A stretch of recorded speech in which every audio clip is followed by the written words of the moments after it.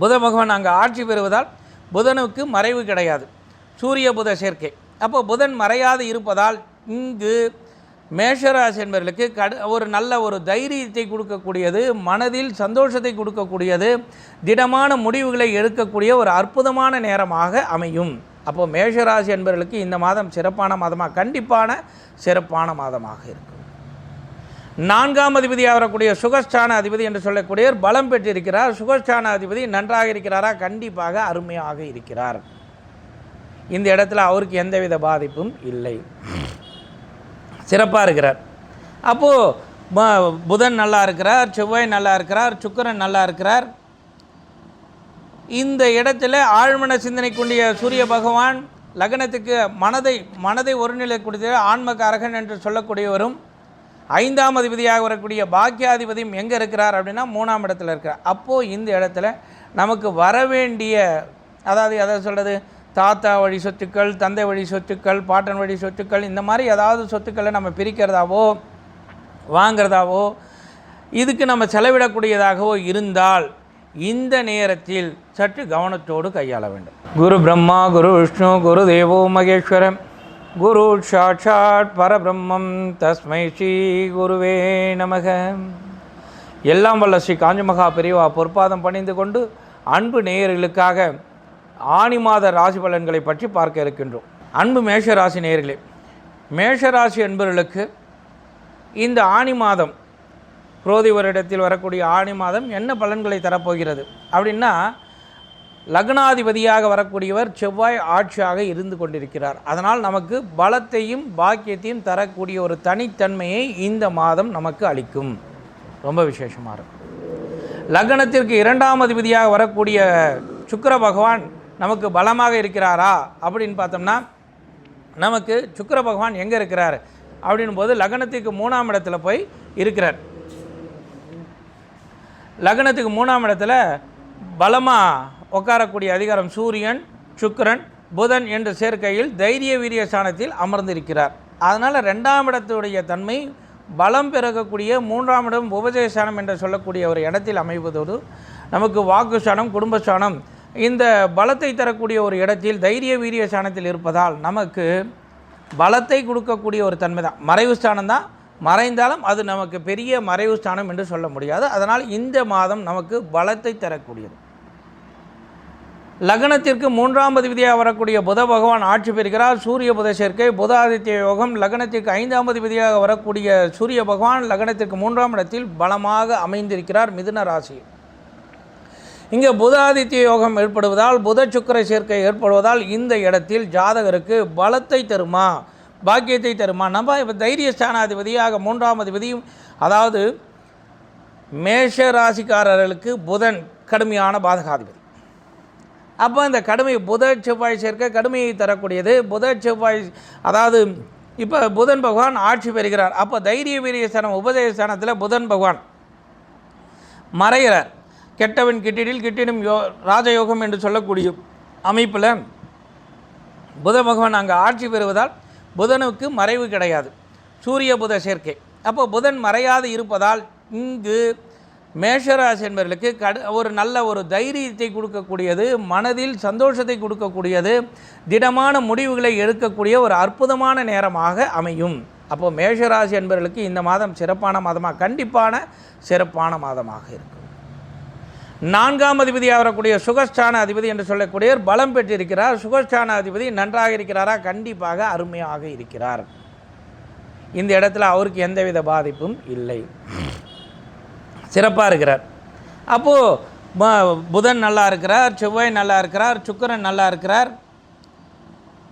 இந்த இடத்துல ஆழ்மன சிந்தனை கொண்டிய சூரிய பகவான் லக்னத்துக்கு மனதை ஒருநிலை கொடுத்த ஆன்மகாரகன் என்று சொல்லக்கூடியவரும் 5ஆம் அதிபதியாக வரக்கூடிய பாக்கியாதிபதியும் எங்கே இருக்கிறார் அப்படின்னா 3ஆம் இடத்துல இருக்கிறார். அப்போது இந்த இடத்துல நமக்கு வரவேண்டிய, அதாவது எதை சொல்கிறது, தாத்தா வழி சொத்துக்கள், தந்தை வழி சொத்துக்கள், பாட்டன் வழி சொத்துக்கள், இந்த மாதிரி ஏதாவது சொத்துக்களை நம்ம பிரிக்கிறதாவோ வாங்கிறதாவோ இதுக்கு நம்ம செலவிடக்கூடியதாகவோ இருந்தால் இந்த நேரத்தில் சற்று கவனத்தோடு கையாள வேண்டும்.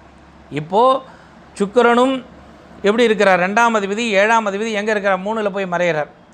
அப்போ இந்த வீடு, மனை, வாகனம், வசதி வாய்ப்புகள், இந்த இடத்துல வீடு வாங்கலாம், மனை வாங்கலாம், வசதி வாய்ப்புகள், இதெல்லாம் எண்ணம் வரக்கூடிய ஒரு தன்மை. எப்படி வாங்கலாம், எந்த இடத்துல நம்ம வாங்கலாம், தொழில்கள் அமைக்கலாம், இந்த மாதிரி ஒரு தன்மைகள்லாம் இந்த இடத்தில் ஓடக்கூடியதாக இருக்கும். தொழில் அமைச்சிக்கலாம்.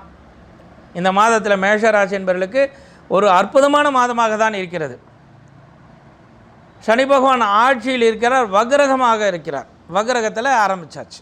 சூரிய பகவான் இங்கே வந்து சனி பகவானுக்கு 5ஆம் இடத்துல சூரிய பகவான் வரும்பொழுதே 5ஆம் வீட்டுக்கு வந்துடுறார். அதனால் வக்ரகமாகிறார். அப்போது இந்த ஜாதகருக்கு 10ஆம் அதிபதியும் லாபாதிபதியாக வரக்கூடிய சனி பகவான் வக்ரம் பெறுகிறார். அப்போ மேஷ ராசிக்கு வக்ரம் பெற்றார். அச்சோ வக்ரம் ஆகிட்டாரே, அப்போ தொழில் நமக்கு சரியில்லையா, பலமாக இல்லையா அப்படின்னு நினைக்கக்கூடிய நேரத்தில் மேஷ ராசிக்கு இது பலமான மாதமாக இருக்கக்கூடியது. காரணம் என்னென்னா 11ஆம் அதிபதியாக வரக்கூடியவர் மேஷ ராசிக்கு சரம், சிரம், உபயம், சரராசிக்கு 11ஆம் அதிபதி பாதகாதிபதி.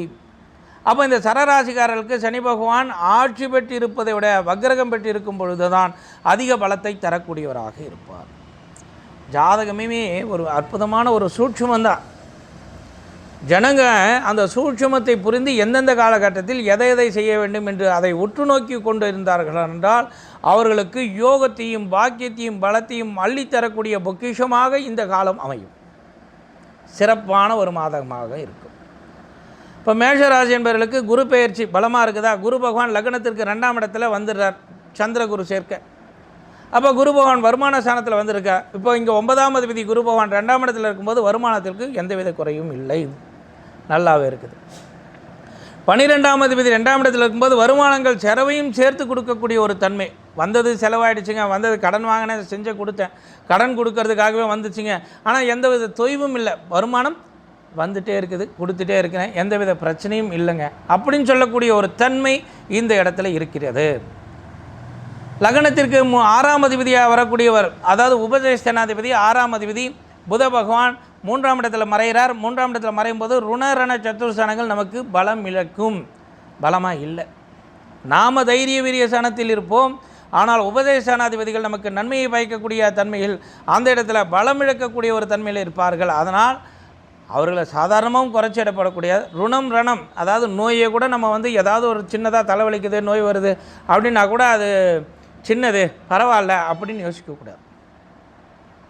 உடனே மருத்துவர்களை நாடி அதற்கு நாம் என்ன தகுதியான முறையான பரிகார சிகிச்சை எடுத்துக்கொள்ள வேண்டுமோ அதை எடுத்துக்கொண்டால் இந்த இடத்தில் உபாதைகள் இல்லை. ஏன் இதை வந்து நான் உங்களுக்கு பர்டிகுலராக சொல்கிறேன் அப்படின்னா, ருணம் சத்துருஸ்தானாதிபதி ஆட்சி பெறுவது நமக்கு பாதிப்பை தரும். இப்போ நம்ம ஜாதகத்தில் 3ஆம் இடத்துல மறையிறது நல்லது இருந்தாலும் புதன் 6ஆம் அதிபதி ஆட்சி பெறுவது நமக்கு ஒரு பலவீனத்தை தரும். தைரியம், அதாவது அசட்டு தைரியத்தை கொடுத்து அதனால் நம்ம கஷ்டப்பட வைக்க வேண்டியதாக இருக்கும். சின்ன சளி தாங்க, ஒன்றும் இல்லை, தலை குளிச்சங்க, சரியாக போச்சு, ஒன்றும் இல்லை, பரவாயில்ல பார்த்துக்கலாம் அப்படின்னா அந்த தலைவலிக்கு காரணம் தெரியாமல் நாம் பின்னாடி சிரமப்படக்கூடிய ஒரு தன்மையை ஏற்படுத்தும். அன்பர்களே, சின்ன விஷயமாக இருந்தாலும் உற்று நோக்கி கவனியுங்கள், உங்களுக்கு அது அற்புதத்தையும் பாக்கியத்தையும் பலத்தையும் தரக்கூடியதாக இருக்கும். ரொம்ப விசேஷமாக இருக்கும். சின்ன விஷயந்தான், அலட்சியப்படுத்தாதீங்க. இந்த அலட்சியம், இந்த அசட்டு தைரியத்தை உங்களுக்கு வலுப்படுத்தி கொடுக்கக்கூடிய தன்மை தான் இந்த லக்னத்துக்கு 3ஆம் அதிபதி புத பகவான் செய்வார்.